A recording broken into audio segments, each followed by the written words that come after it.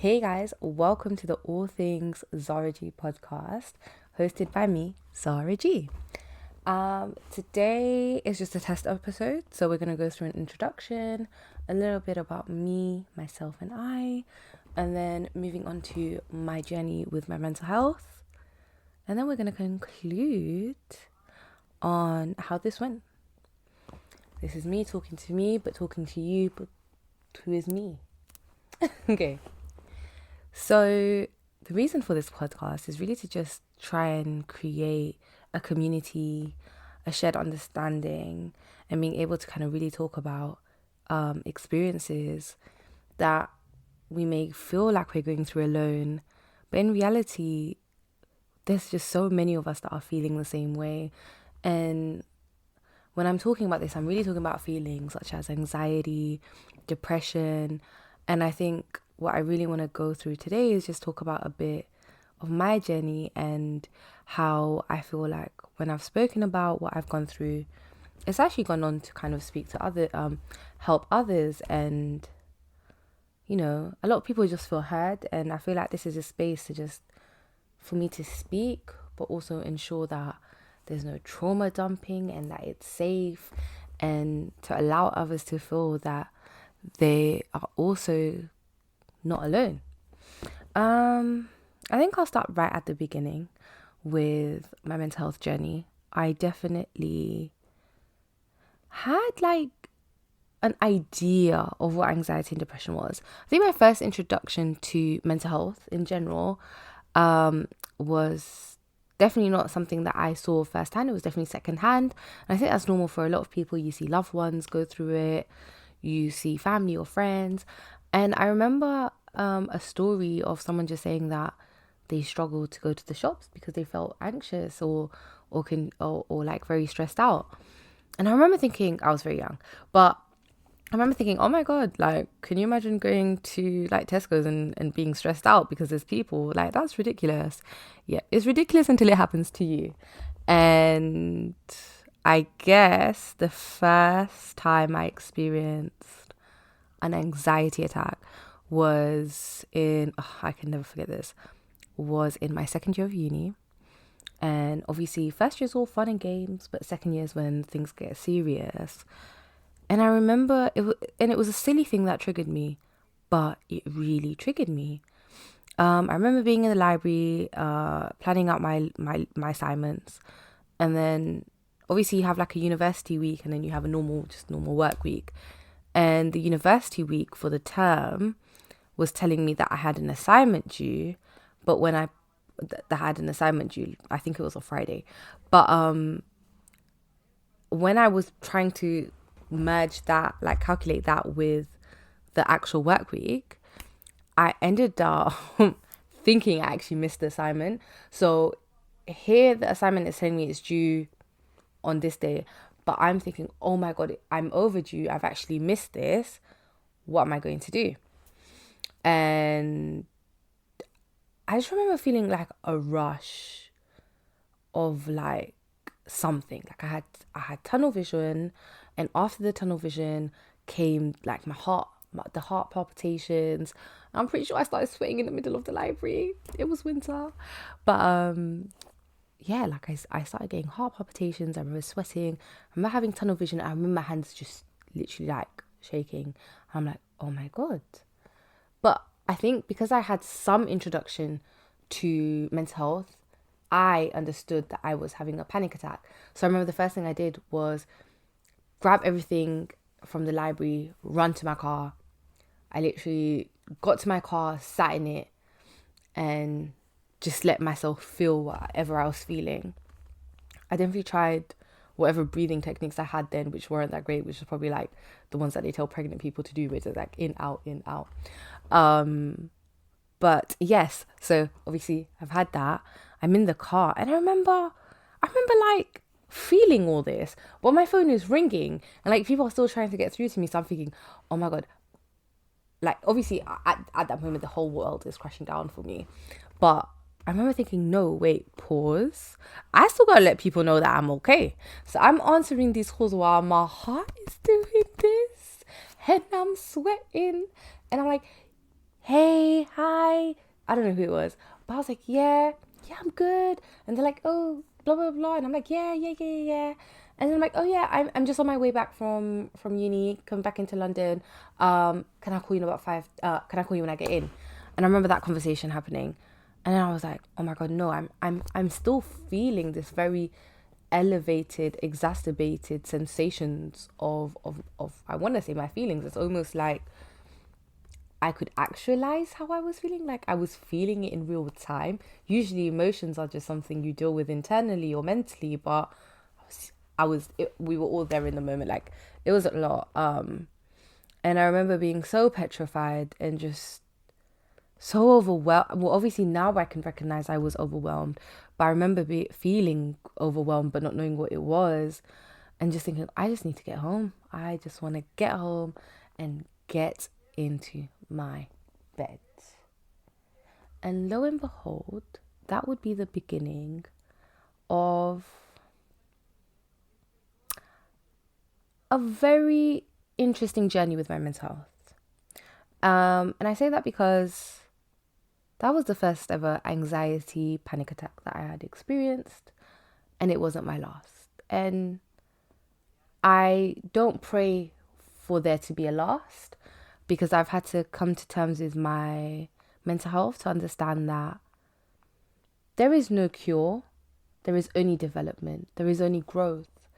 I will most probably never stop feeling the feelings of anxiety. I will probably never stop feeling an overwhelming sensation. I will most probably never be able to cure my depression. Oh, that was a bit hard to say. It's the first time I've said that. But I just no longer see my mental health as something to cure, but rather than something that I will forever grow, learn to adapt with, and learn to see better days rather than the worst. And I think me being open and sharing it on a platform like this is to really show that it is okay to feel the way you feel. You are not alone. And no matter your gender, your race, your sexuality, whatever it may be, whatever triggers you may feel, there is nothing wrong to deal with the bad days and say you have bad days. I think I want to be able to speak about mental health all the way until mental health is normalized. There shouldn't be a stigma. We talk about physical health all the time. Going to the gym, new year, new me, and everybody's at the gym. Why is that importance not put also on your mental health? I think, not knocking the gym, because I think that is a great way to like not battle, but like help and aid your mental health. I do think though, however, like there just isn't enough emphasis on understanding what mental health is, because you can't just say mental health and be like, oh, that's anxiety, that's depression. It's not. Your mental health is everything. It's your good days, it's your bad days, it's those ugly days, it's the beautiful days, it's your birthday. What's your mental health like on your birthday? It's everything. And I want people to understand that mental health should be spoken about until we're bored of it. Until we're bored of speaking about mental health, that's maybe when people can just stop and be like, ooh, this topic needs to die down. But until it's not normalized, no one should ever stop speaking about it. Should never stop speaking about where you are. There should never be any stagnancy in your wanting to grow, in you wanting to better yourself. There should just never be any of that. You should always want to develop and be better. And I think this goes on to my next bit. I've obviously told you the beginning of my journey. It was the beginning, it was not the end, and I'm nowhere near the end. But I have made, what I want to say, some really great developments in my mental health journey. And to begin with, I'd really talk about, well, I've taken a few steps, but I think the major step for me was knowing I needed therapy. knowing that I could no longer hide, that I could no longer Google, why am I sad? Um, and I needed to find myself in a place to share my story with someone else that would hear me in a no judgment zone, who would just listen. But also, one thing I struggled to really like about therapy, but I've actually learned now to really love, is hold me accountable. Let me be accountable for my mistakes. I had a bad day. That does not mean that the way I dealt with it was the correct way. Tell me that. That's what I needed to know. And I think therapy is another thing that a lot of people are more, what's the word? Oh, what is the word? More apprehensive about. I think depending on your background, your religion definitely plays an impact.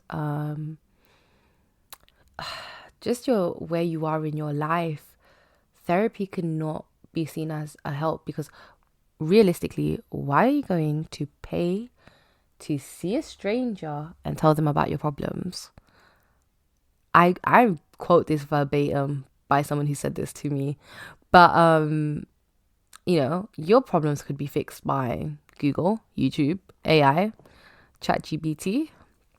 And it's funny, and I said there is nothing wrong with wanting to better yourself without the help of a secondary person, but you will never really understand true realization of your full potential until you, one, look at yourself in the mirror and the person looking back at you don't recognize, and two, I would say, until someone from the outside with no judgment, with no bias, can look at you and say, hey, you know what? The things you're doing are not always right. Yes, you've had it hard, but don't make it harder for yourself. And that's a big thing. That is a big thing. And also, at some point, therapy was just, I mean, I'm still in therapy, but it's been like a fun thing. I can't wait to go in the morning. It's a Monday morning, and see my therapist and be like, yeah, so I had a really great day. I think, well, I say that to get to a point where I'm able to go to therapy and have a session and say, you know what, doctor, it's been great. Nothing's happened. I'm all good. This is growth.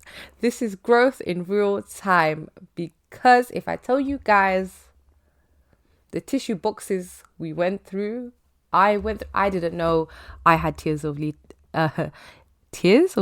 liters of tears in my system. And it's funny because I went into that first therapy session thinking, oh, I don't know what I'm doing here. I don't know why I'm here, but I'm here. If I'm going to be here, I'm going to be all here. I'm either all in or I'm all out.